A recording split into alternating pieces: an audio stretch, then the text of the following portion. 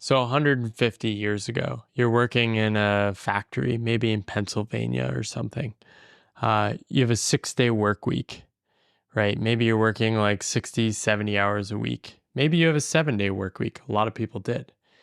You decide, I don't want to work here. I'm going to strike. What happens next? The owner ramps up a militia and comes and shoots you, right? And so work is hard. You got to suffer. You got to put your head down. That was a damn useful belief in 1870. But maybe not the most useful if you're making $200,000 at Google and have like several years of living expenses and saving.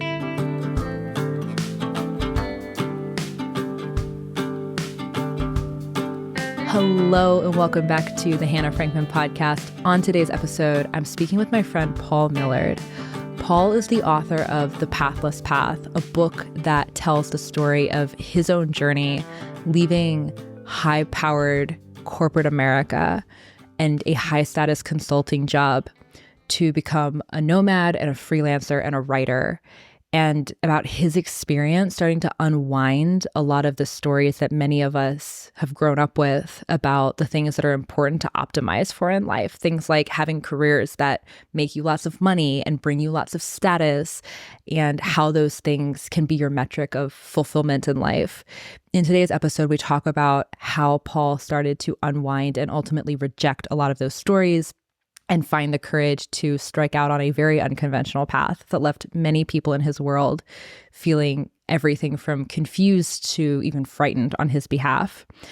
And we talk about why some of these questions that Paul started asking are important for everyone to ask in order to live a life that is deliberate and on their own terms and built around the things that they actually value, not just the things that they assume they're supposed to want. Paul is always a pleasure to talk to, and I hope you enjoy this interview. Paul, welcome to the podcast. Excited to chat, Hannah. I'm so excited about this. I'm going to give the context of how this conversation came to be very quickly, because I texted you like a week ago. I don't even remember when this happened. I think it was a text. It might have been a Twitter message, but I was thinking about, I wanted to talk about all of the myths and assumptions on a cultural level that we hold around how to live a good life, because so much of that infuses both how we think about our own trajectories, but also those of our kids, and big questions like, should we have kids and when should we have kids? And you talk about this and write about this more than anyone else I know. So I was like, well, Paul has to come on the podcast to talk about this. But I'm very excited about this conversation because I just want to go like headlong into all of the big questions of, are we thinking about how we structure our lives the right way? Like, are we even asking the right questions? And how much of what we're doing as a default assumption is actually not productive at all and doesn't even have a good reason behind it? Yeah, this is all I think about. So I'm happy to dive in. And I think the simplest takeaway I've had hundreds of conversations with people around this, is that most people never think about this. And the way I know that is I ask people simple questions like, what is work? Or why do you make money? And some people can come up with maybe one answer.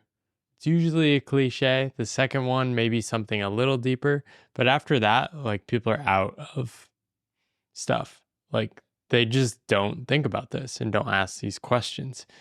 Now, in my audience, I tend to attract people that really do think about these questions. And the fun part about that is it's a never-ending process. And I think that's why some people ignore these questions, is that it is a never-ending process and it's really frustrating. It's easier just to take the default option of what most people around you are doing. For me, though, I realized if I just did what everyone else around me was doing, I was not going to be able to live the life I wanted. Like, I was extremely confident of this in my early 30s. And that made it really easy to blow up my life. And you say blow up your life in a very literal sense, because you had to write a check to give a bonus back to get out of your job. Like you didn't even wait for all of the pieces to fall into place. So you were just like, I'm gone. Yeah. So I had to stay at my job for 3 years to earn out my signing bonus. So yeah, I remember it's basically like I remember where I was. I'm sitting there on the dining table and I'm writing a check for $24,000. I've never written a check for that much. And at that time, it was basically a third or more of my savings. And the way I was thinking about my life was like, okay, this is my runway, my savings. So I was basically going from like a year and a half of living expenses to maybe a year of living expenses. So it felt so painful. It was so frustrated about this and so mad at my company that they really were like, hey, you have to give us the money back. Even though I had made it 2.5 years, but they were treating me like a person on the other side of a legal agreement, not as somebody that was a member of their team or anything. And to be honest, it sort of just validated like why I was getting out of that world, right? I wanted, like, I craved so much the human element of like, can't we just like act like we're human here and not take this money from me?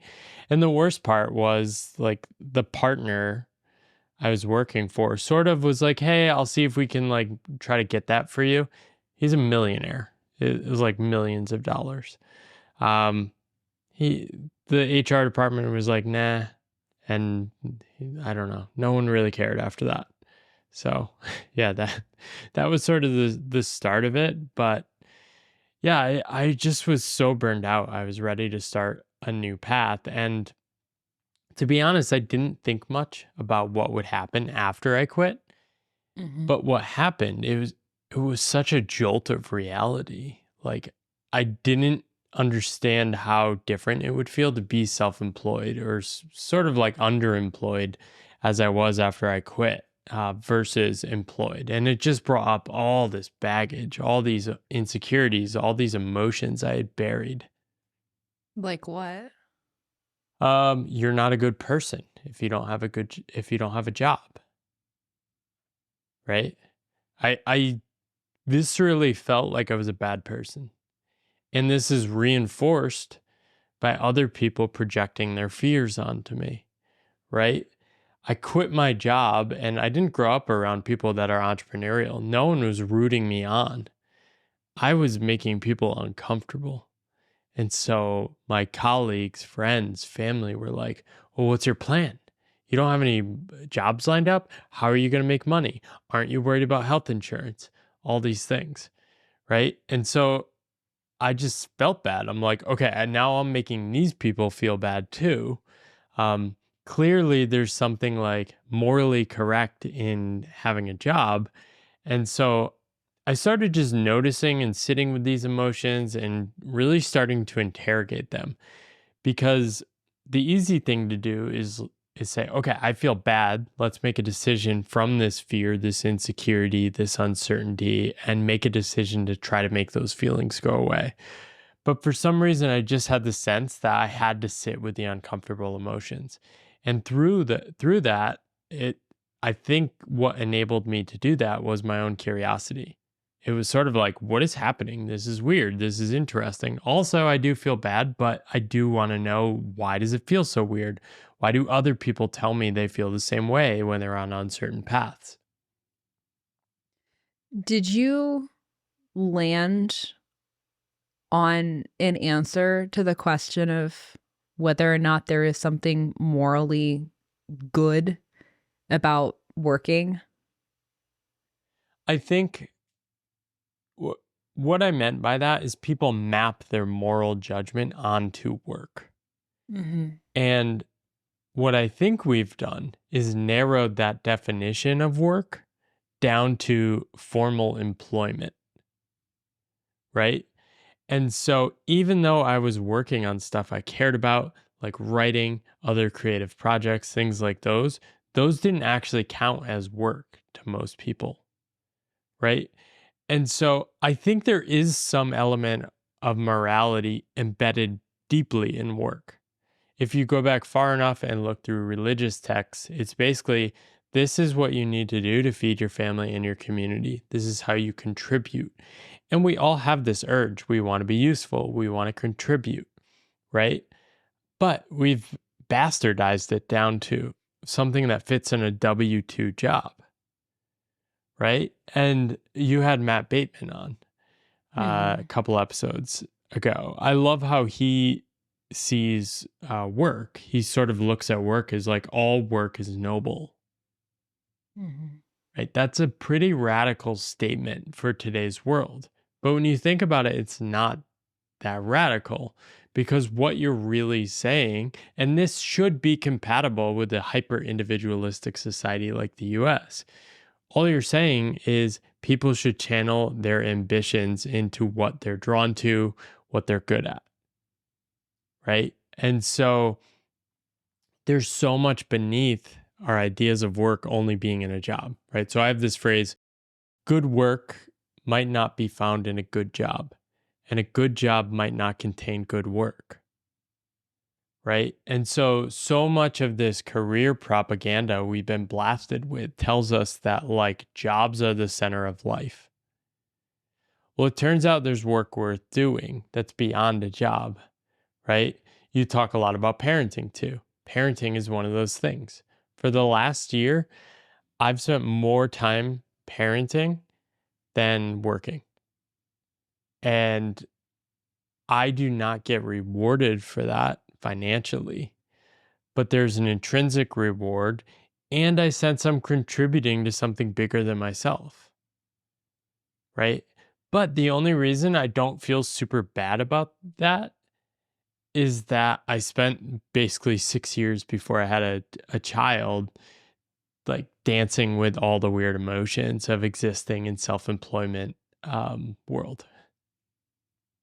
There are so many, you call them scripts when you talk to people, which I think is a very apt term, but there are so many assumptions about the framework of reality that people pick up that are very culturally entrenched about work and what it is, and also like how to think about setting your compass for your own life path, which in some ways it makes sense that even in a hyper individualized society, we would still default towards that because it's very scary to look at a blank canvas and strike a path through it. Like it's very scary to not have a framework for understanding whether or not what you're doing is good or is going to lead you to the life outcomes that you want. It takes a very specific set of tools to be able to do that confidently on an individual level. It's entirely possible, but most people aren't well equipped with the tools. And so it makes sense that we default for these things, but they're also so culturally ubiquitous. Like they're just everywhere. The cultural reinforcement that your status is tied to how good you were at school and how good of a university you got into and how much money you're making in your job, not just as a means of measuring your financial means and your wealth, but also your like social value. But we pick up so much of this and we just assume that it's the way things have to be, and it's not. And I want to dig into this because you did so much of this work yourself after leaving. You're working a very high level consulting job. It was like status maxing kind of job. Like you were doing well in the eyes of anybody who was trying to measure, and you left that and you wrestled with all of these things. Like if I let go of all of that, what is left? But you've also talked to so many other people who are somewhere along a similar process. And I just want to like start, like, first of all, you have to like pull these things out and look at them head on and acknowledge them for what they are. Like you have to name them. And then you have to assess them and be like, okay, is this actually true? Is there actually value here in these assumptions about how we think we need to live life? And I want to dig into some of those because there's a lot of them. So some of the scripts I grew up with were you have to sacrifice. Work sucks, but you have to do it. So you might as well try to make the best of it, right? So make the best of it is just try to find the best job, find a good job, find a good paying job, right? Make as much money as you can from a job. Another script is don't be a sucker.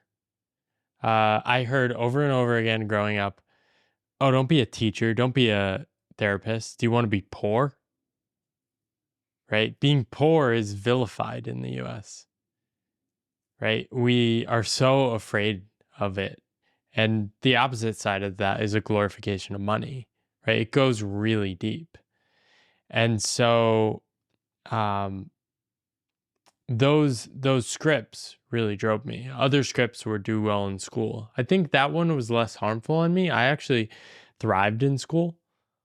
Like I didn't mind. I could have been challenged a bit more in school, but we don't need to dig into that. You covered that quite well.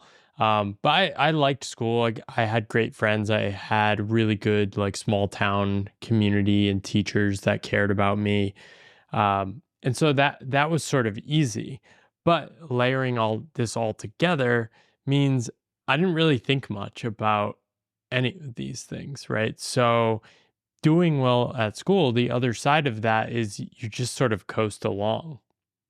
And so I end up in the honors program at the University of Connecticut toward the end of school and realizing, oh, I'm actually like pretty capable of doing stuff. Why don't I try to go for the best companies? Right? And this is the confusing thing. I loved consulting at first. Like I desperately tried to break into consulting because I was sure it would be like so much better. And I did. I loved the first few years. I was working with really smart people. I was challenged. They invested tons in training and development. The managers I worked for were great. They supported me. But the problem was a lot of the scripts and the stories I used to like drive my career when I was 22 to 27, at 30, I'm just like lost. The scripts weren't serving me anymore, and I didn't have a story for what comes next. A lot of the curiosity and learning that was really happening early on sort of plateaued. And the incentives inside the company, those were the stories I was internalizing. So my game went from like follow my curiosity, try to break into industries that are interesting to me, try to maximize my success and grades, to, oh, get more clients, make more money, conform yourself in a way that makes you praised and get promoted inside your company. Or more broadly, you're actually committed to a career narrative, right? So you're building up this narrative of who you are and how pieces fit together, the impressions of you. And it just felt empty to me, right? And so I just became increasingly filled with despair. And like I like to say I did not, it was not an act of courage. It was an act of surrender when I quit. Right? Work was something I tried to control and fit into my life, and it conquered me. I was completely destroyed and depleted. I had lost my motivation. I had lost my desire to keep going. I had become disillusioned about what was really happening at work. And when I left, I did not have a replacement script. So I was like, fuck this, burn it to the ground. Everything is broken. The organizations are rigged. They're filled with psychopaths. And everyone needs to know this is so stupid. And so when I quit, like I desperately tried to make money in the first 6 months because I felt really scared. But after that, I was like, screw this. I'm just going to like hang out and like work as little as possible, live a simple life. I'll probably never get married because who's going to be attracted to me? And I'll just like get by. And so that's what I was like at 32. It's really funny when you know how the story progresses. So how did you go? Okay, so in 6 months, you went from being very disillusioned by but your world still very much being defined by this idea that you're playing the status game, you're playing the money game, you're doing all of the things that you've been told all your life are virtuous and impressive and you need to do in order to be successful. In 6 months, you went from like clearly frustrated enough that you had to leave that, but that was like the defining thing in your world up to that point, to 6 months later being like, okay, I'm going to work as little as possible and just like chill out. How did you get there? Well, I was not like most people on those paths. I actually did, like, I was probably in the bottom 10 percentile of actually desiring the status and money that came with my path. Like, I really loved consulting at the beginning. I loved making slides. I love like telling stories in PowerPoint. I still create PowerPoint Nerd. decks. It's super fun. I have like a 70-page PowerPoint deck on publishing. It was like super fun to do. I But love that. and so this is the thing, like where I can't really relate to people like, oh, aren't you worried about all this? It's like, I never cared about those things. I think early on, like I wanted to work for like the best companies because that's where the best training was. Mm-hmm. And I got to do the most interesting work. And then once you're in that world, you're going to keep going after those type of companies because you have the opportunities. But walking away, like it didn't really feel like a loss. I actually felt pretty quickly that I was becoming more connected to who I really was. And so at the same time, I was declaring my war against the working world. I was starting to write. I was working on these creative projects. I was working on a blog. I started to launch a podcast, and it felt really fun.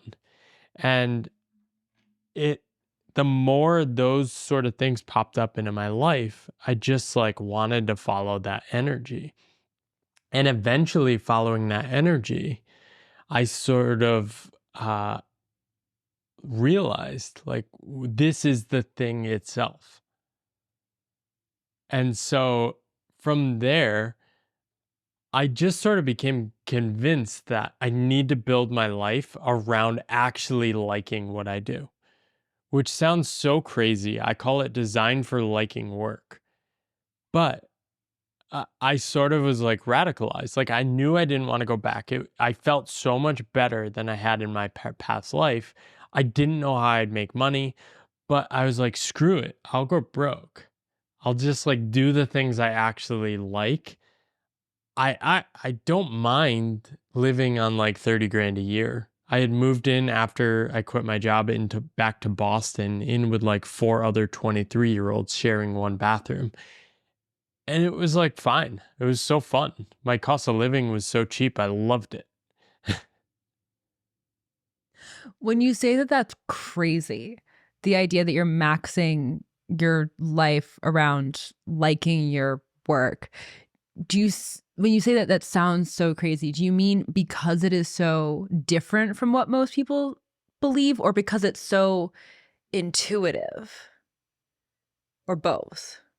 I think our modern world is awash in wishful thinking when it comes to work, right? We have these ikigai diagrams with like, do what you love, do what has an impact, do what pays you, right? And I just don't think you can find all those things. Like life at its simplest is basically just finding out who you are and then doing it. And it turns out I have made some money from writing now, but I actually completely disconnected from the idea that I'd ever make money. I loved writing so much and my connection to it and how it was making my life better that I sort of just was like, okay, this is the thing. I'm going to build my life around this. I'm going to do other stuff to make money. And I'm just going to keep trying to solve the puzzle of how do I keep this going? I didn't know where I was going, but in the moment, like actually enjoying where I was in the moment, it was delightful. And like I'd be writing and laughing to myself and like so connected. And I asked Angie, my wife, who I ended up meeting on that journey. So you like, did get married. Just kidding, I already knew that. I did. But yeah, I asked her like when am I like thriving? She's like, "Oh, you're like at your desk, you're in the zone, you're typing, you're like moving around, you're like talking to yourself." Um, but yeah, that was it. And man, it's still so good. I spent 3 hours this morning writing, and like I don't know if my second book will make money. I don't care actually. I'm now talking about these ideas with you in the afternoon. Like, man, this is such a good life. I can't believe I actually get to live it. Like, That's and amazing. like, this is the thing. I experienced this shift and like I sort of became like a maniac.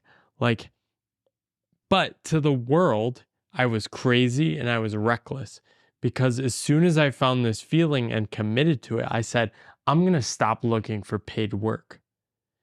And so over the next year and a half, I made, I think, less than like 30 grand. And I only made over 20 grand because one of the payments from a consulting client was delayed like several months. But yeah, I just sort of like went off and like committed to it. And it didn't feel good. Like judgment from parents. Um, Yeah. I sort of became small. And that's part of what drove me to go live in Asia because I sort of felt like I could hide. I had the sense that I needed to hide from the world because the world didn't approve of what I was doing, especially in the US. And I think one of the most powerful things you can do is basically leave your country. I talked to somebody in Barcelona this past summer who was experiencing the same thing. He's like, I need to leave Spain. I'm like, I need to go to Spain to escape my scripts. He's like, I need to leave Spain because those are the scripts he grew up with, right? And they can feel suffocating.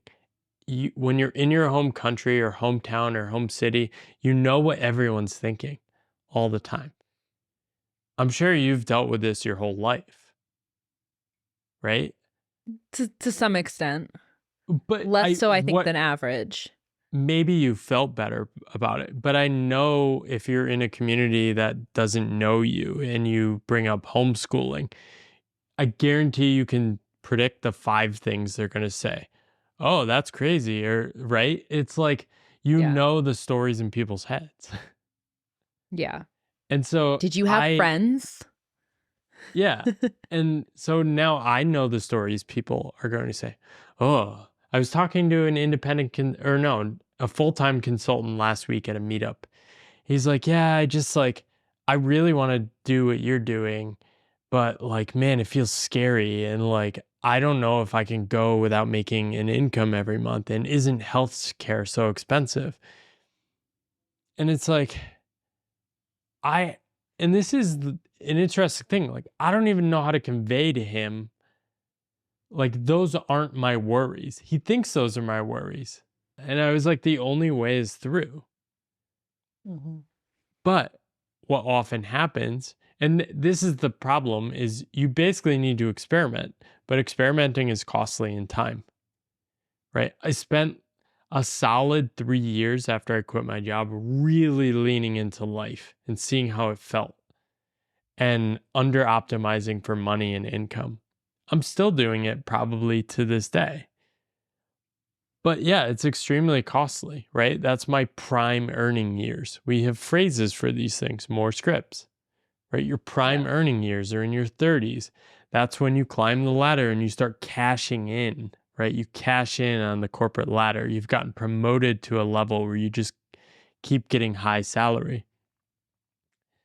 And yeah, I opted out of that. I estimated I probably gave up about $1 million in income over the last 7 years. It's so hard to the guy who was asking you about, like, what about healthcare and aren't you worried about being able to make money? It's when you have like such a frame shift that the things that you used to worry about, you don't worry about anymore, or like Right. the hierarchy of priorities shifts. It's very hard to communicate that to someone who hasn't gone through the shift yet, because if they are still operating within the framework that you maybe were once operating in, or maybe you never were. But they're going to assess your decision by this pre-existing framework within which your decision doesn't make sense. But when that framework starts to be dismantled, then the decisions that you make inside the framework don't actually make sense from a first principle standpoint. And I want to talk about a little bit of like some of the specifics of this, because so much, like in the work that I do with parents and talking about the education of their children, there is so much that underpins the decisions that we make about our kids when they're very small that stems from these assumptions about what they're going to need to do as adults in order to be successful. I saw a few months ago, I drove past this kindergarten enrollment sign, and it had college prep in the banner. And it was, the kindergarten of this, obviously like a prep school, like an elite private school. It was, contextual. But the fact that people choose a kindergarten because it has better college prep is insane. But at the same time, it makes sense. Like, Yeah. because the core framework for a person's life success Right. hinges on their career success, and their career success hinges on their college success. And by college success, really, I mean what college they got into. Like, we look up to Stanford dropouts in a way that we don't look up to people who graduated from like UT Austin. Right. Like, we value people who got into the good schools at a higher level in terms of just like, that's a very harsh way of putting it, but just in terms of like social status. Yeah, it's true. So it starts when you're in kindergarten. Like, are you on the right track to get into the good college, to get the good career? But all of these assumptions are theoretically and arguably flawed. And so much of your work is around like debunking those assumptions. Can we debunk some of these like career scripts that so many people have, that like your meaning in life is going to come from your career, or that you need to make lots of money in order to be happy and successful and okay? Like, can you speak to that specifically? There's so much here. Yeah, I think I spend a lot of time thinking about this. And like you said, a lot of what's happening is the reality is getting translated into stories and scripts, right? So the reality is, like, the Harvard degree does mean something. To pretend it doesn't is just living in a delusion, right? I went to MIT for grad school. People care about that. I'm not naive. I'm not going to pretend like it doesn't matter, right? It matters, but it's not the only path to an ends. Right. It does not have a monopoly on an outcome. Exactly. Now, most of my business school classmates who went to school with me at MIT would never want to trade places with me, right? Because they are living very expensive lives. And they would not want to trade places. It would be extremely uncomfortable to have to switch places with me, even if they get all their days to do whatever they want, right? And so, yeah, but despite that, though, many of them are very happy and thriving in their life. So the script worked for them. That's great, right? And so a lot of what I'm talking about is that I'm not trying to go against the script. I actually softened my war against the default path. I became like very detached from like what people do at work. All I'm saying is you should figure out like who you are, what you need, what's your unique circumstances, what's your unique psychology, what makes you feel alive, what makes you feel connected to yourself. Bringing this to kids, you can actually talk to your kids before they go to college. Like, there's a second party involved in the situation. I know when you started homeschooling, your parents actually got you involved in the process. Right? And so I think what's happening is like, there's part of this is like actually taking kids seriously and treating them as individuals and unique and different. And the other part of it is like parents are just still living out their own damn scripts, right? college isn't their kid's dream. No 4-year-old wants to go to college. No Like 5-year-old 4-year-olds cares if they're want to going to like, the college prep kindergarten or not. yeah, there's literally not a 4-year-old on earth that cares. Maybe there are some, right? But most most young boys probably just gonna want to like go watch trucks or something, or trains. And so like for me, my story is not that I will be a good parent if my kid goes to a great school, right? That was our parents' generation script. I don't want to, that doesn't excite me. I don't need that. Every parent is already a good parent. This is like my belief, right? Just like all work is noble, like all parents are great. Like anyone dunking on parents is crazy. Like just spend like a day with parents, and man, it's hard. Like every day is different. Like everyone's really doing the best for their kids. Maybe there's some edge cases, but like I really think most people are doing their best. Mm-hmm. And so it's like you really just have to like, I'm skeptical of like all scripts, right? So I've just sort of like detached myself from those. But I think what people were doing is, I'm a good parent if my kids will go to a good school. And then Right? the kids pick that up too. And they're like, I'm Yeah. going to be successful in life if I do well in this school and I get into the next good school. They pick it up very quickly. I will earn love in the world if I do well in school. I will get love I from actually the think world. that's the crux. I will get love from the world if I have worldly achievements. But this is tricky Mm-hmm. too, because I didn't always feel good about myself growing up. I had friends and I was popular and I was good in school, but like it's very weird and awkward around women. I hit puberty like the last in high school, and I needed an outlet to like feel better about myself, and like doing well in school and then like translating that into success in the workplace actually did help me feel better.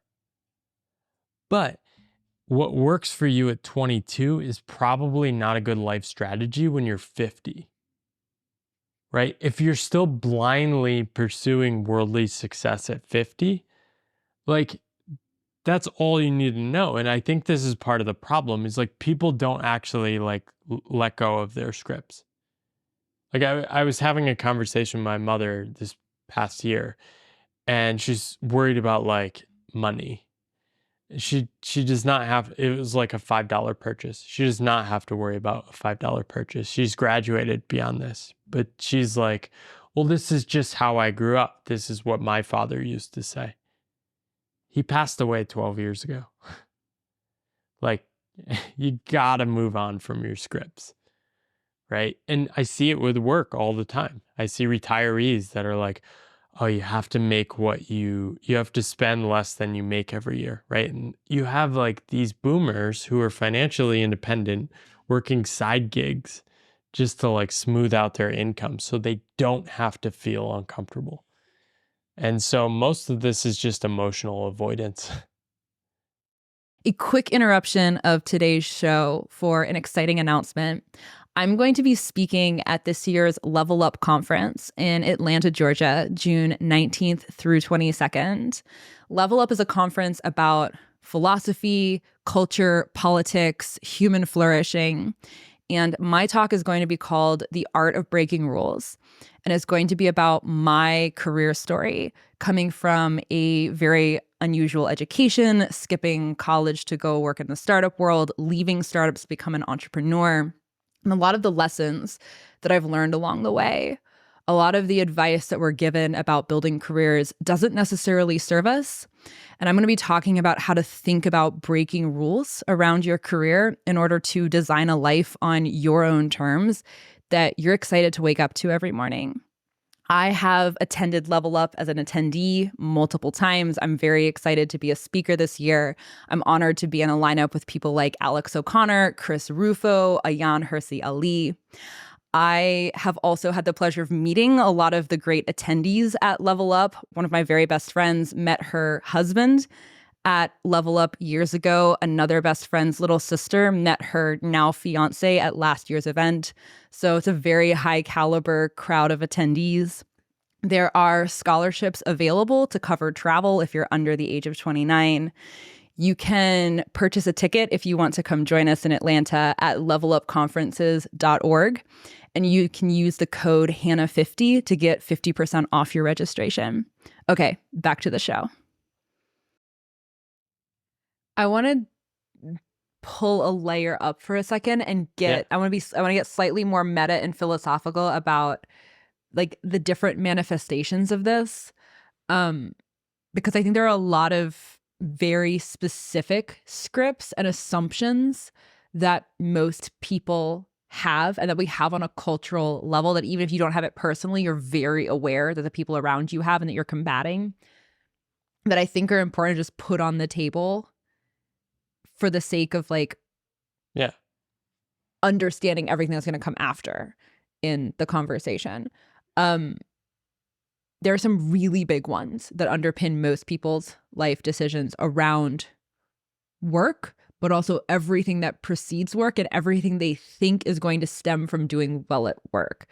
You need to make a lot of money in order to be happy.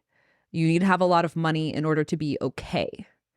You have to spend your career salary maxing in order to be able to make the large amount of money.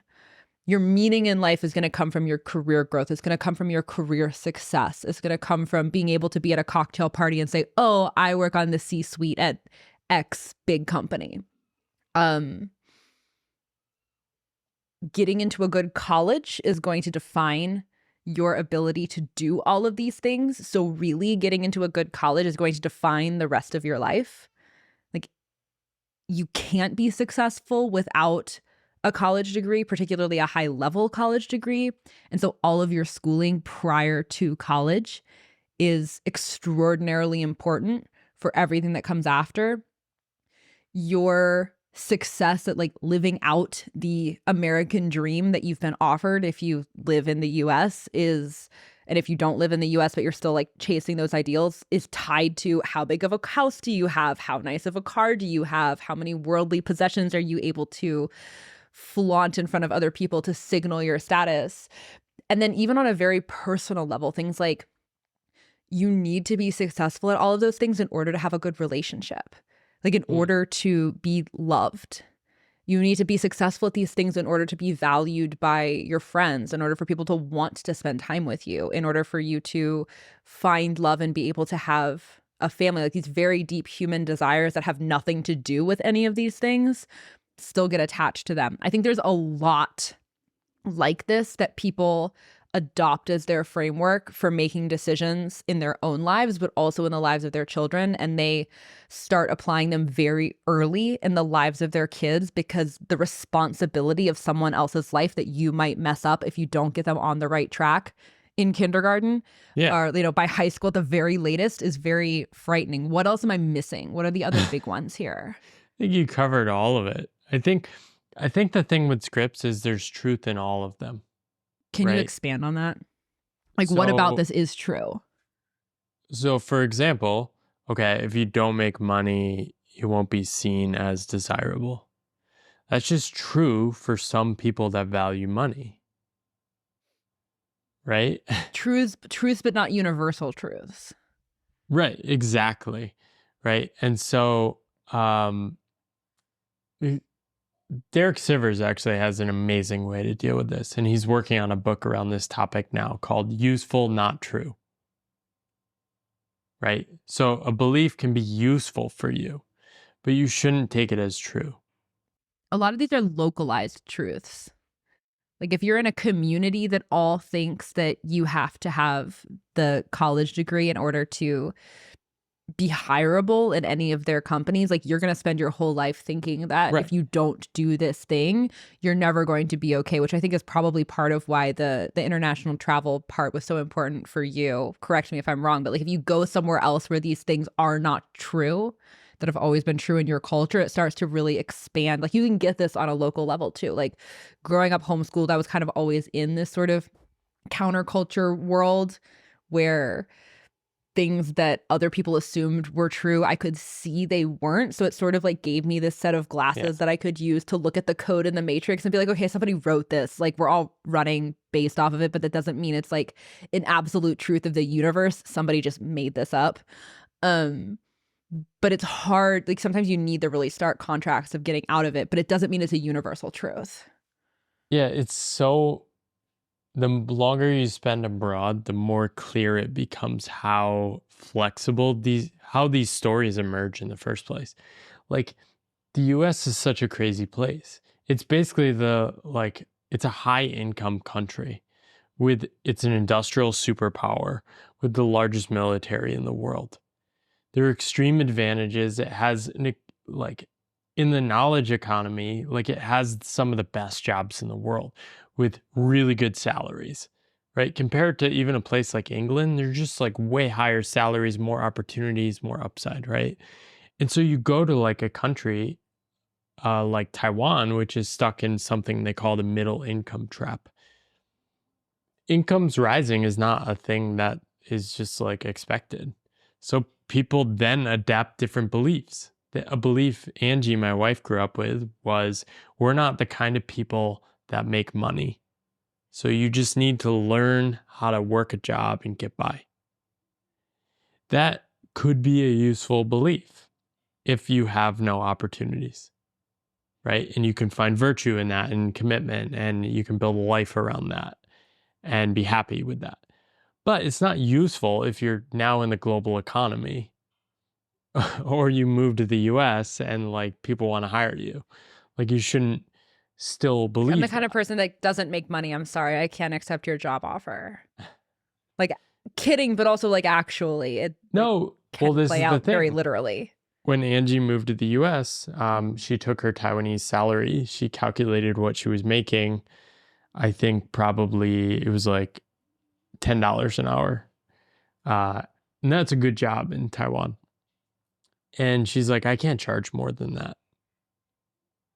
Right? Because the belief is my value comes from my local labor economy.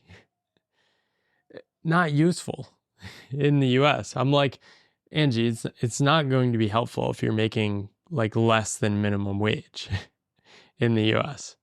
Like, I'd be happier if you just worked on what you were passionate about.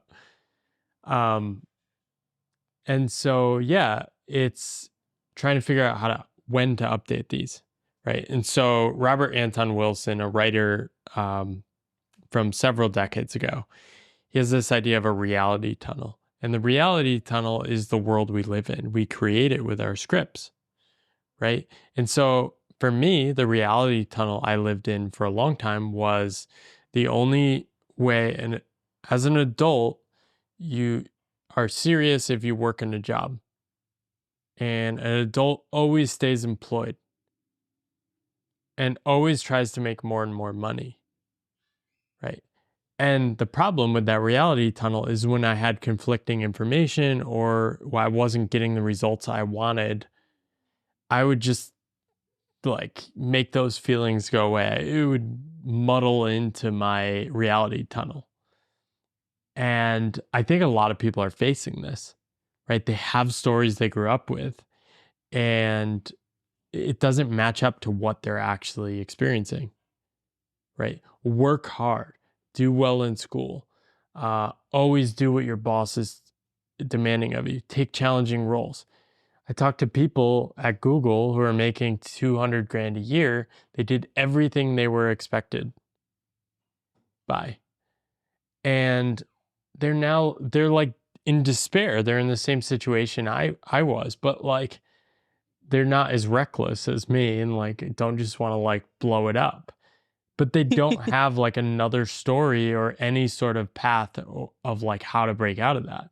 But the reality is you need to write new scripts, and the only way to write new scripts is to try other stuff. How much of the idea that work is like has to be hard? Work, you talked earlier, you mentioned work is suffering. Like that was a thing that you grew up with. Work is suffering. You have to sacrifice. If you're not working hard, you're doing something wrong. You've clearly unwound a lot of that because you spend a lot of your time optimizing for doing very little and optimizing for doing the things that you enjoy doing, which is a sorely underrated way to live in Western culture. How did you unwind that? Because that's a really big, like that's deeply, even if you're not on the normal conveyor belt for anything in life, that's still like a deeply held cultural belief. This Protestant work ethic idea is so ingrained in our culture. It's like you can buck all the systems if you're working hard. Right, exactly. So 150 years ago, you're working in a factory, maybe in Pennsylvania or something. You have a 6-day work week, right? Maybe you're working like 60, 70 hours a week. Maybe you have a 7-day work week. A lot of people did. You decide, I don't want to work here. I'm going to strike. What happens next? The owner ramps up a militia and comes and shoots you, right? And so work is hard. You got to suffer. You got to put your head down. That was a damn useful belief in 1870. But maybe not the most useful if you're making $200,000 at Google and have like several years of living expenses and savings. Like maybe we need a better belief system. And so I sort of just became curious about like, okay, where did these work scripts come from? Are they serving us anymore?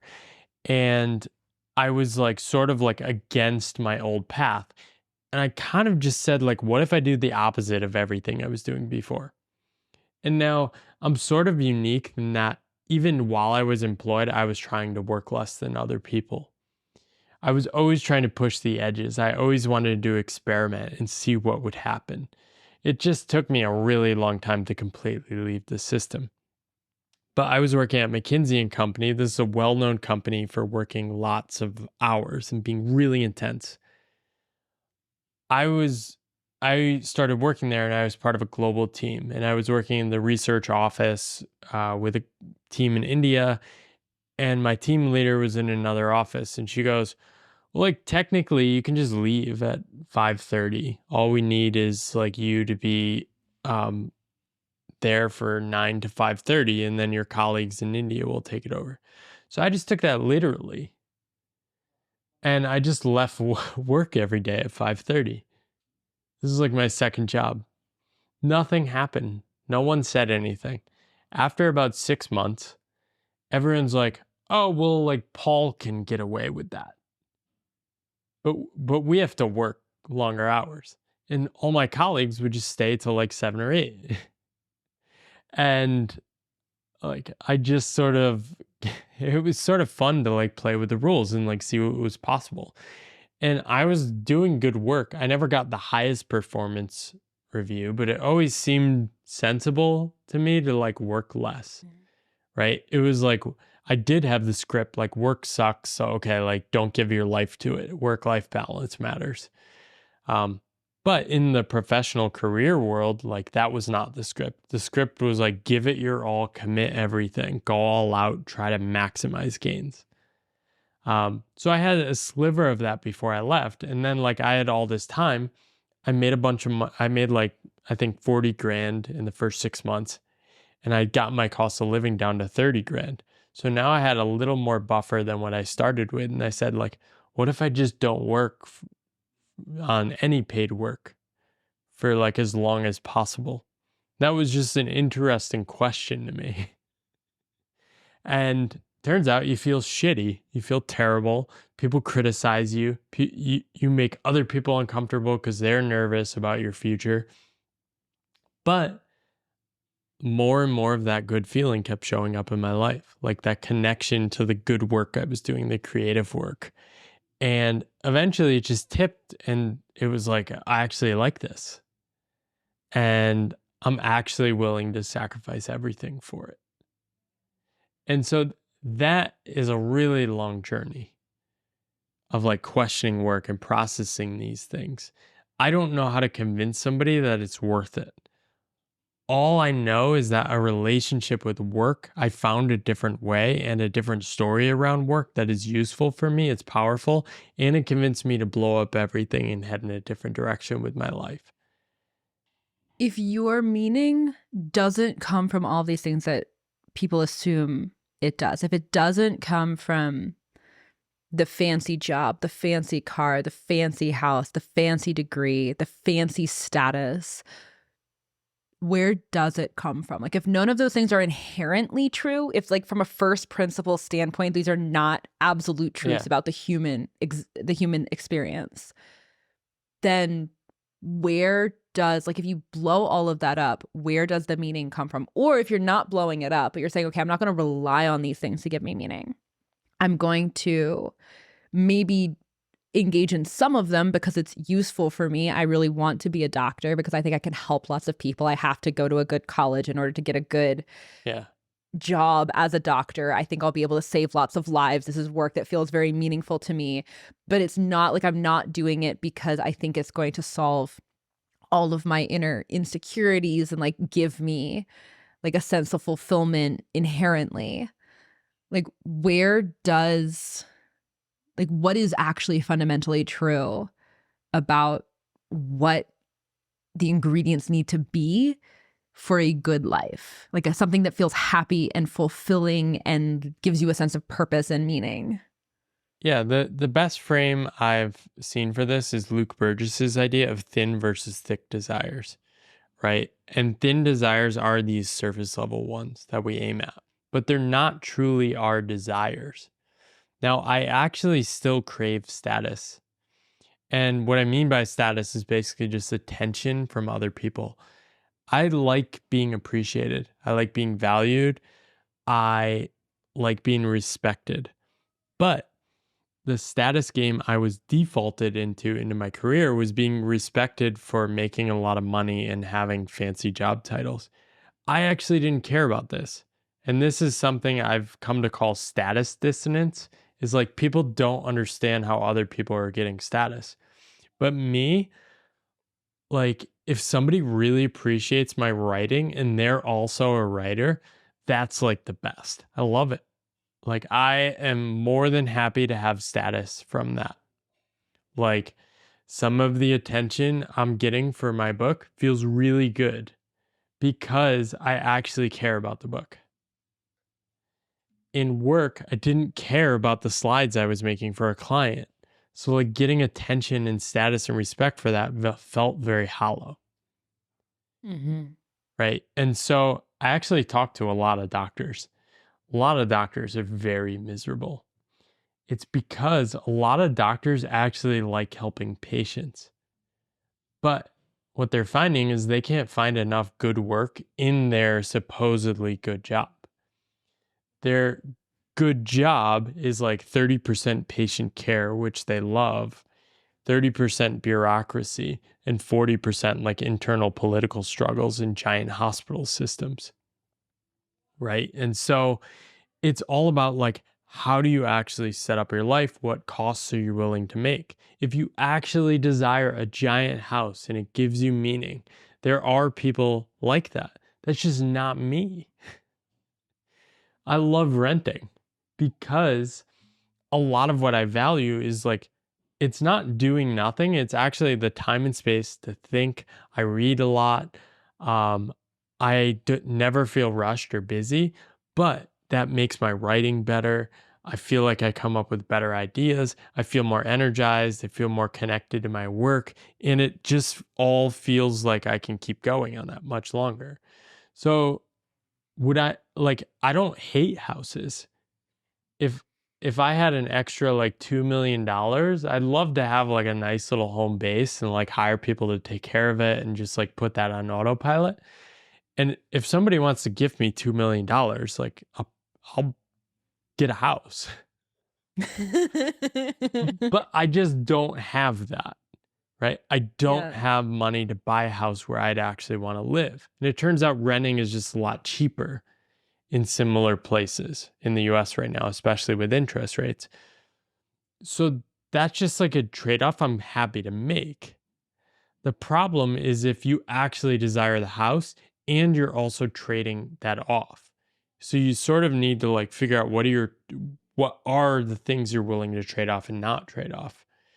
Like I'm willing to make more trade-offs with myself than I am with my wife or daughter. Right? If they need stuff, I'd be willing to sacrifice some of my connection to my work to like go try to make more money. That's fine. It's like, but me personally, I don't need new clothes. I don't need a new car. Like, I don't ever buy anything. Like, I'm so happy doing that. I buy books, basically. But yeah. Today's episode is brought to you by the John Galt Mortgage Company. I am not currently in the market for a house, but when I am, I will absolutely be working with the John Galt Mortgage Company, which was founded by my friends Mitch and Tim earlier this year. Mitch and Tim have been working in the real estate world for years, and they learned that mortgages are way more expensive than they need to be. Most real estate agents don't even know how much extra profit is baked into the cost. So Mitch and Tim decided to build a new kind of mortgage, one where they voluntarily cap their own profit on every transaction and pass the savings along to you, the buyer, in the form of a lower interest rate. When I am on the market for a house, I will absolutely be working with Mitch and Tim. And if you are in the market, you should absolutely check out what they're doing and get a quote for interest rates that they can offer you. You can connect with them at johngaltmortgage.com, or you can find the link down in the show notes. Okay, back to the show. I know you talk to a lot of people about unwinding these scripts that they have, or these patterns of things, these assumptions about the world. What are like some of the biggest things that you find to be very freeing for people? Like if they have some sense of this and they're scared to actually take the leap, or they feel some nagging sense that something is off, like misaligned in the value set that they're using to operate in the world and perhaps their inherent value set. What are some of the things that you find are like most helpful for people to make them feel like they have either the permission or the courage or the willingness sometimes to look at the thing head on, but also do something to make a change? Yeah, I think it's wise to sort of actively blow up your life as early as possible when conditions are right. Wait. You're going to have to expand on this. That's a really big claim to make. I like it, but it's big. So, especially like when conditions are right, I think it's really like it was a perfect time for me. I was single and I had some savings, and I didn't have many responsibilities. So it was a great time for me to blow up my life. And the reason that all made sense to me is I sensed that if I kept going on that path, I would have a much worse disaster down the road, like a massive midlife crisis. I was heading towards a midlife of cynicism and regrets and increased fear and like anger at colleagues and just being mad about the world I was in. I felt like enough of that it was like, okay, I need to hit eject, right? And so I actually don't recommend people do what I do. I tell people try to just take a sabbatical and reframe a sabbatical as 3 months off in the 500 months you're going to work as an adult. Right? So if you are operating with the assumption that you work continuously throughout adulthood, all you need to do is try to find 3 months in the 500 you're going to work. Right? And so if you elevate that as like a priority, most people don't. Most people elevate like a house or kids' college above all. And the crazy thing is most people achieve those goals. Right? By putting it first, elevating the goal, you actually achieve it. I think getting space and time to yourself to actually think, process, update your scripts, move from those first chapter scripts to the next chapter scripts is just so powerful. And it might unlock an even far more ambitious path than you can ever imagine. Right. And this is the crazy thing I see over and over again. Often when people quit their jobs, they kind of flounder for a few years. They're sort of stuck. They don't know where they're headed. But like years 3, 4, 5, 6, they're like, boom. Like, I know how to set up my life. I know what matters. I know how to make the trade-offs. I know what to say no to. And it's just like an explosion. And yeah, I just think it's so important because if you don't blow up your life, it will get blown up. You will face divorce. You will have a health crisis. You will lose a loved one. You will, like, there's infinite things you're going to face. You will get laid off by your job, right? There will be a market crash, right? You will face increasing inflation. There will be a global pandemic. These things will happen to you. And so I sort of see it as like, how do you do the preventative maintenance on your scripts instead of the like open heart surgery 20 years later? I really like the sabbatical point. One, because I have experience with it, which as you know, I was you had working a powerful full-time for a experience. startup and then took a sabbatical. And I was young. I was, how old was I? 24, I think. But I think that's perfect. I think I was 24. Yeah. And I started working early. Like I didn't go to college. I went and worked in startups. Had capped out on career growth, didn't know what was coming next. Knew that I was like not happy on the current trajectory, but I had no clue what was going to be next. And so my solution was just take a break. And I was in a position where I could, like, no dependents, I didn't even have like a permanent lease. Like I was nomading. I could do whatever I wanted. And it was a really powerful experience for me. I was able to really sit with like, what do I like to do when I don't have anybody telling me what I should do? And was very surprised by the answer. One of the things I really liked doing was listening to podcasts. And now I have a podcast. This is not like there is absolutely a correlation between these two things. But it was really important for me to take that space. And I also spent a lot of time sitting with Sam Altman has a great piece called either How to Be Successful or How to Be Great. I think we've talked about this before, where he talks about like, it doesn't matter how much space is between each stage of your career, but each stage should make everything that comes after or everything that came before feel like a footnote. And I really sat with that when I was taking a sabbatical because I was trying to figure out what that would even mean. And I didn't know, and I never really consciously figured it out, but I knew what the next thing was because it made everything that came before feel so small. And I think you need space in between things in order to find that big thing, because if you're thinking inside of a very closed set of parameters, it's very hard to see things outside of that system. You have to break out of it in order to be able to see things other than the forest that you've been trapped inside.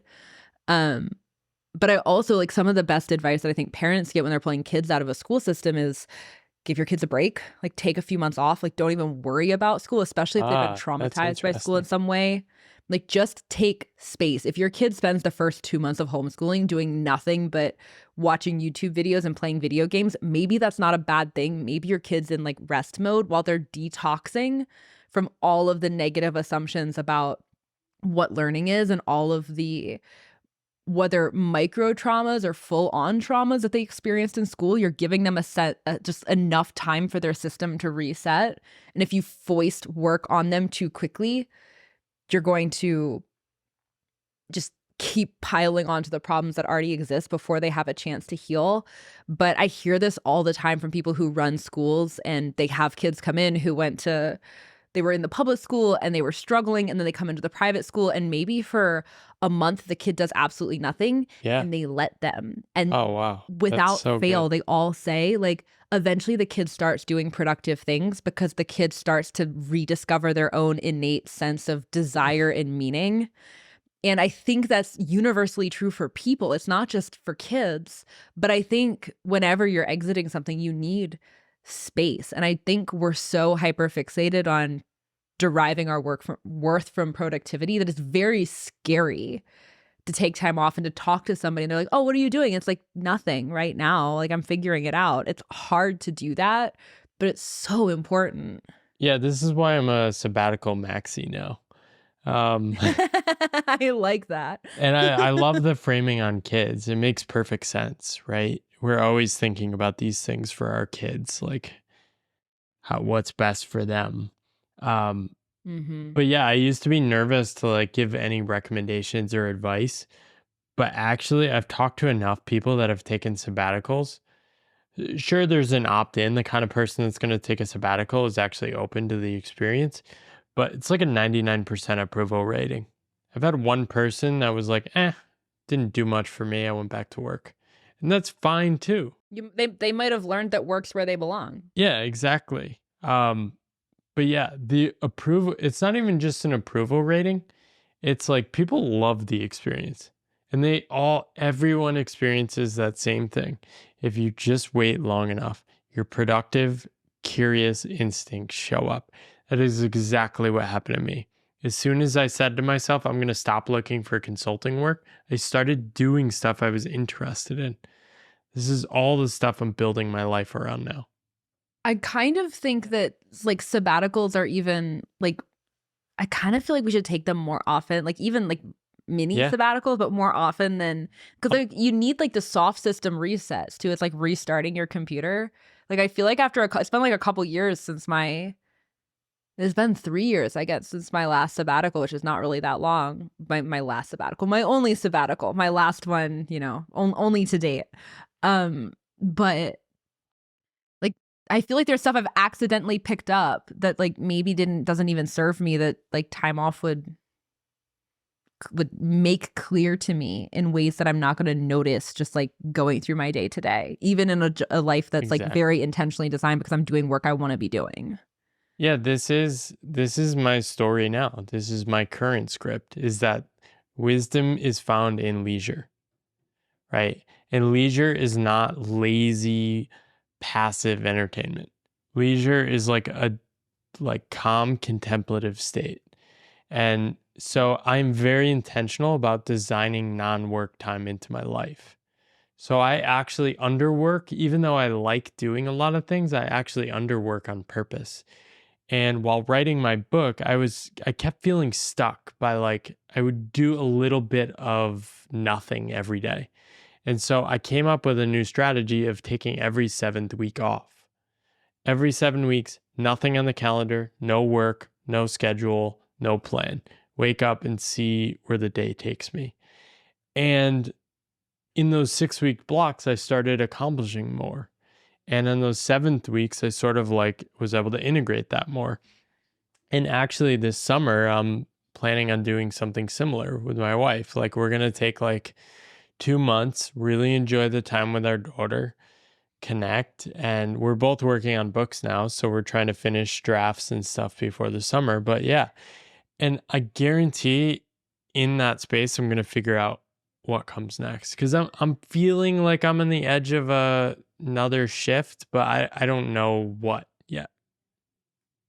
And I think there's a lot when you're living in a way that's much more self-defined and much less just following a path that's been prescribed to you. There actually, I think, are a lot more of those inflection points where, whether it's subtle or very dramatic, things are changing, then we maybe are taught to recognize. But I definitely think the doing nothing thing is really important. I also try to optimize my life around that. Like I have a lot of different balls in the air that I'm juggling, but at the same time, I'm so defensive of the times on my calendar where nothing lives, because I know that my work is better when I do less of it, which is very paradoxical, but it's very true. And I think, being homeschooled growing up, most of the work that took everybody else 7 hours a day didn't take me very long. And so I also just Yeah. realized very quickly, oh, there's a lot of utility and value. And also it's kind of cool if you can do your work in less time. Like the fact that we think it has to take this assigned amount of time every day is kind of a scam. Yeah, that's another script. The work week and the work day. Those are just stories. I've actually tried to reframe that. I think about a work month. And I also think about the work year. What does an ideal work year feel like? What is it? What's the flow? What's the up and down? What's the mixture of different types of projects? Am I going into like promoting mode? Am I like doing deep contemplative writing and reading? Like what's the mix of that? 7 years in, still figuring it out. I don't know what the right mix is. I just know continuously showing up, doing the same thing 8 hours a day, 5 days a week, 50 weeks a year is not my ideal state. I imagine it is not the ideal state for most people. But even self-employed and entrepreneurs I talk to still commit to this schedule because it's so prevalent and it dictates the flow of reality.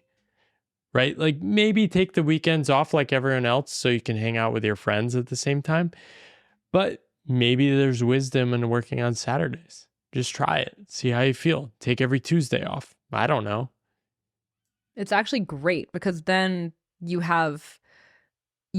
are working when everybody else is busy doing weekend things and you have to deal with crowds and traffic. And then on a Tuesday midday, you can go do all of the weekend things on your weekend and you have no lines and no traffic. And it's wonderful. Like there's actually a lot of wisdom in doing things opposite of what everybody else is doing, not for the sake of being a contrarian, but because there are benefits to going where there's less competition and less traffic, both in a literal and a metaphorical sense. I want to talk about careers and kids for a minute. We haven't touched on this yet. This is also really important. I had a conversation. I think it's going to be the episode that releases right before yours. I had this conversation yesterday, but I think your episode and this one are going to be back to back. So I think I'm referencing something that everyone will have already heard. I was talking to Jenny Clark, who's the founder of Love Your School, which is an organization in Arizona and also West Virginia that helps parents find and access ESA money for their kids and figure out like what's eligible, what they can pay for, how they access it. She's doing amazing work. She's a mom of 5 kids. And we had a long conversation about how, especially women, but this applies to both women and men, think about careers versus parenthood and how hard that can be to navigate because there are so many assumptions that are being fed to you around more of your meaning coming from your success professionally as opposed to your success as a parent. It's like you could go build a business or you could, parent 2 kids, but like being a stay-at-home mom is so 20th century kind of vibes. And it was a really interesting conversation about just how much of a burden around that we carry, like how many assumptions we're fed and how much work it takes to break out of that if that's the only story you've ever known, but also how untrue that is for so many people's experiences. For so many people, the most fulfilling thing in their life is being a mom or a dad. Yeah. For lots of people, they also don't want that, and that's fine. But for people who do, it can be infinitely more important than the career legacy you've been taught to chase. But there's so much advice around how to think about like optimizing your career in order to have kids. And also, you talked about growing up with the assumption that work is suffering and you must sacrifice. People also think that parenting is suffering and you must sacrifice. And, parenting is hard, but there's such an assumption going in that it's going to be so brutal and you better get all of like your own personal ambitions out of the way first. Yeah, there's a lot there. So if you think about like if you think about like 2 parents who are both working, and let's say a full-time worker works 20 days a month, right? And so between a man and a woman who's raising kids, they have 40 days of labor a month. And now there's basically many different ways you can structure that. You can say we're both going to work and we're also going to bring in a third person, a nanny or a daycare to take care of the kids, right? That's extremely expensive, can be very stressful and busy, but some people do that. But you can also work less, right? And take care of your kids. You can basically say, I'm going to trade future potential success or financial upside and take care of your own kids, right? And this evolves so much. Our daughter's only like 14 months now, and it like every month is different. We're constantly reevaluating. I don't have like fixed beliefs on this. I'm just trying to notice and see what we need. But our solution has been to basically take care of our daughter full time. And so for the first 9 months, I was kind of just working when she was sleeping, which was easier. I did not put any work above her. And so Angie and I were both full-time parents. Angie was not doing any work. About 4 or 5 months ago, we decided, okay, let's do a schedule. Now we're both working on books, and this is like the stuff that matters to us. This is the whole point of our life, is to like fulfill our creative ambitions and hopefully inspire our daughter too. That's the script and story we have. So I work 3 days a week, and Angie works 2 days a week. And so I take care of Michelle for an entire day, 2 days a week, and she takes care of her for an entire day, 3 days a week. And there's a lot of flexibility in that. We're self-employed. Sometimes we'll go in the other room. We'll help each other out when we need each other. We help in the mornings, the night, whenever we can support each other. But basically what we're doing is leaving money on the table. And what I see, especially in the US, is like career-driven people, basically no one is willing to do that. You are granted by law 12 weeks off to take care of your kids. Many men I see return to work after 2 to 4 weeks. I have really enjoyed this experience of spending more time with my daughter. I don't think everyone should do it, but it is a damn shame that it's not normal, because it is such a beautiful experience. They change every week, and like, man, I'd be like so heartbroken if I had to like return to work after 3 months. That's like just when it starts getting good. They don't even laugh at you until like 12 weeks, right? It's like, this is all so insane. Like, what are we doing?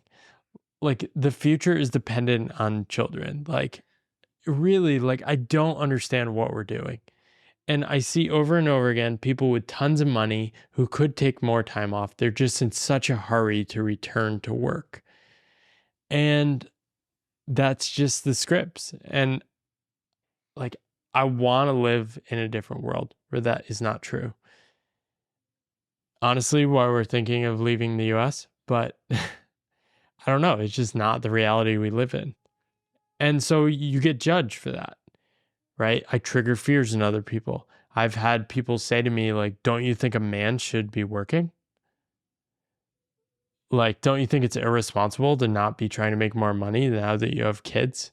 Aren't you worried about, like, the scripts around parenting are so much more intense.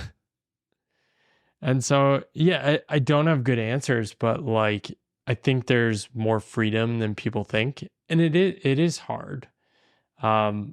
But it's also like, it's kind of like writing a book. It's hard and challenging, but man, it's like so much fun.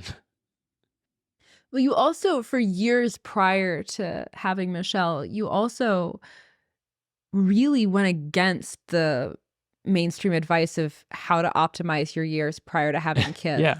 Like, most advice is to do all of your career maxing and your like climbing the org chart prior to having a kid, and you go all out on that so that you're like in a stable place when you have a kid. And you did the opposite. Like, you just like pieced out of the whole thing before having a kid. Can you talk about that? Well, I was single, and I'd sort of given up hope on dating. I ended up meeting my wife about 1.5 years after leaving my job. And I think early on, we sort of knew we were going to be together, and we both knew we wanted kids. And the mental model for me at that point was basically to lean in more to life. I wanted to get more comfortable with emotions. I wanted to get more comfortable with uncertainty. I wanted to deepen my bond with my wife and like spend the middle of the week like hanging out with her rather than working. I think we just tend to bury most of our insecurities into formulas like just keep working. That's the smart thing. And what people are really doing is they just don't want to sit with the uncomfortable emotions, right? You're not good enough if you don't keep working. You are not worthy of love. You are a piece of shit. Those are things I felt. But by actually sitting with them and being like, okay, let me like fully feel that. Turns out the other side of those emotions are like a deeper trust in the universe, contentment, joy, all these like woo things people talk about. And like all those practices, what do they happen to be good for? Raising a 0 to 1 year old. Every day is uncertain. You don't know what's coming next. You're having really tough days and having to get through it. You're unsure of like your abilities as a parent. And so like it turned out like all the practices of non-work were like perfectly translatable to like parenting. And I think it just prepared me so well and helped me really be present and enjoy it, even though it was hard, even though we didn't sleep sometimes, even though it was like frustrating. And yeah, it was the same thing for Angie too. I think we both did the same thing. We leaned out so we could lean in when our kid was born.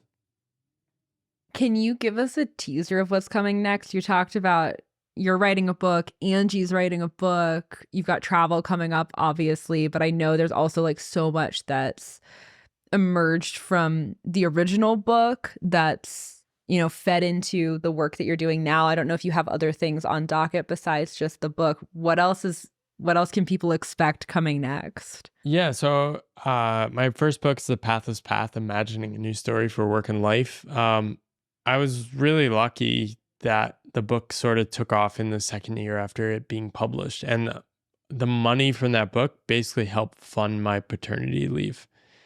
And now like the earnings from that are starting to decline. Like some of the other stuff I've working on has started to decline. And so I'm just sort of like retesting the approach to life of leaning back into things. But my new book's called Good Work. And it's the simple joy of doing what you like. It's basically a lot of the stuff we talked about today. It's like me finding that connection with work and then committing to it. So what does it mean? How do you design your life around that? How do you actually build a life around enjoying what you do? What are you willing to sacrifice? And yeah, so it's that. I'm still doing some book experiments. I'm actually like start a little unsure and like a little afraid of like financially where things are going in the next couple of years. But I've never seen those fears as a good place to start making decisions from. So my revealed preference when I wake up is like, I want to go write. I want to go talk to people like you, and I want to keep exploring and experimenting these ideas. And luckily I married the right woman that is like fully on board in exploring these ideas. And that's basically what I'm up to. If people enjoyed this conversation, where would you send them next to dig into more of your work or connect with you? Obviously, you spend a lot of time on Twitter, although maybe less now that Michelle's not sleeping on you anymore during your Twitter time. I can't tell. The algorithm, I just changed how it feeds me your stuff. But I remember all your tweets of like, I'm on here all the time because there's a baby sleeping on me and it's all I can do. And I was like, life goals.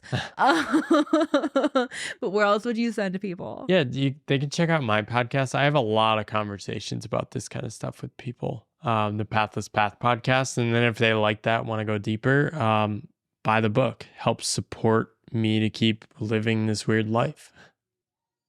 Thank you so much for taking the time to do this. This has been really fun. I really appreciate it. Thank you, Hannah.